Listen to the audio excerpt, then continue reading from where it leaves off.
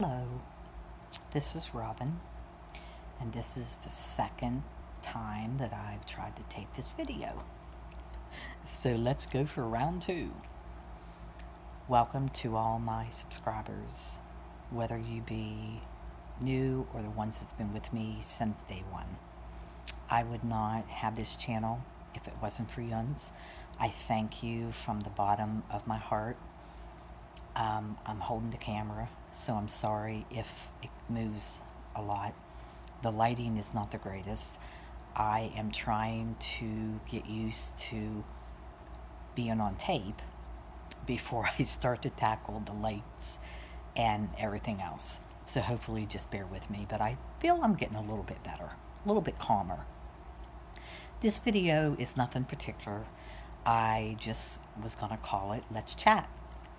Of course, my name is Robin. I'm 55 years old. I did say in one of the earlier videos that I would touch base on some of my medical problems later, down the road. One thing I want to tell you is I was raised in a house with both my mom and dad and my brothers and sisters, except for the ones that got married and moved out. My dad passed about 8 years ago.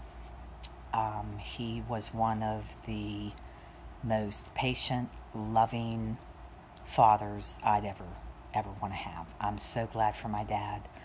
I'm sad that he's no longer in our lives, but my mom is still with us. She's 89 years old. She was more of the one that was the one that, grounded us and more the stickler for the behavior.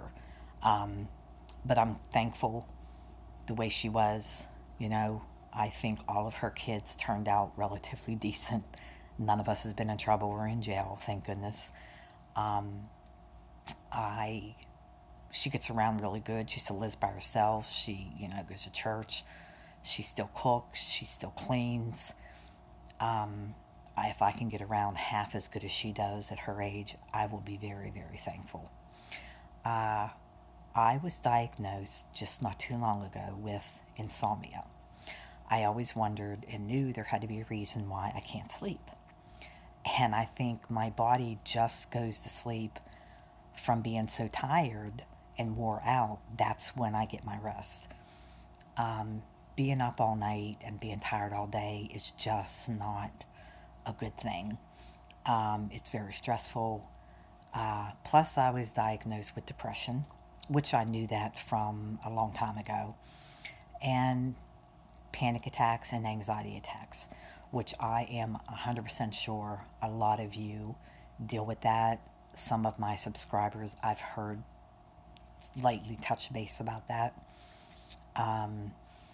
It is one of the hardest things that I deal with when I take a anxiety attack or a panic attack. But with God's help and prayer, I know that I will get better. So I just kind of wanted to touch on those. If anybody has any questions, please feel free to leave comments below. I do not have a problem with answering anything. I also have diverticulitis, which I mentioned in a comment. If I'm wrong in describing this, I'm sorry, but this is to the best of my knowledge how I know to describe it. It is a person that cannot eat strawberry seeds, peanuts, nuts of any kind, sesame seeds. Somehow it gets lodged in your colon and it will make a pocket, and other food things will get stuck in there, and then it will cause an infection. And I have been in the hospital 2 or 3 times due to that. And you're usually in there for 2 or 3 days, and the main thing is a lot of IVs, a lot of water being put through the IV for you to, go to the bathroom and like help pass the infection that way. I also get very moody. I think everybody does. Age doesn't help. Um, I have had 5 surgeries. I've had more, but these 5 I'm going to talk about. I've had 3 rotator cuff surgeries on my right shoulder. I have had 3 carpal tunnels, 1 on the right, 2 on the left. I've had surgery on my wrist. I just went for an MRI of my left shoulder a couple weeks ago, and sadly, they found that there's 2 tears. My left arm is full of tendonitis and arthritis, and I believe it is from using it from all the surgeries I've had on my right rotator cuff surgery or shoulder. So, anyway, I go for surgery on my left shoulder March the 25th. So, I'm scared. I'm not going to lie to you. It hurts. After having 3 on the right, I pretty much know what to expect. But my bicep is also dislocated in my left arm.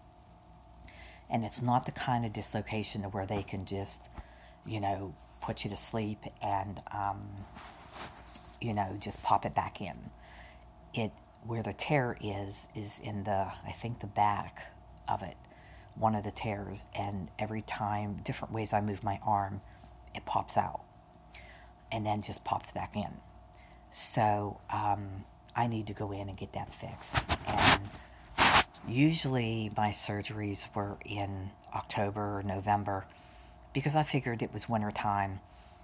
And, I really don't want to deal with it through summer or spring. But every time I had it done in the winter and I was penned up in the house, I would just go into anxiety attacks day after day after day. And I just felt like I literally was losing my mind. So we figured do it in March, and then I will be able to at least get outside, take a walk, sit out with my friends. The bad thing is I won't be able to drive for 6 months. And with my husband, the way he works, it's being all on him. It's hard.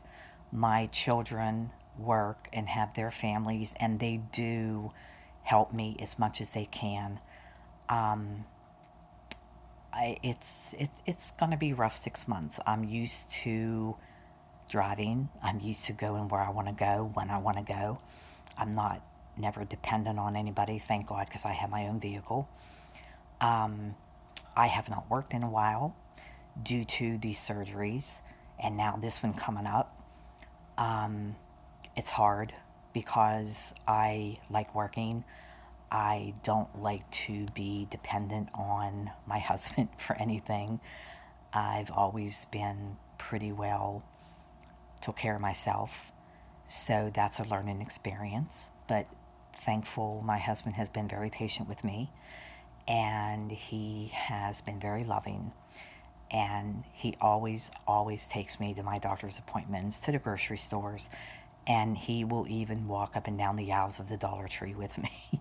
So I will be able to get out of the house and just, But anyway, I will try to have some videos done so at least I can post during the recovery time. I will pop on the camera a few times or after the surgery, during the recovery.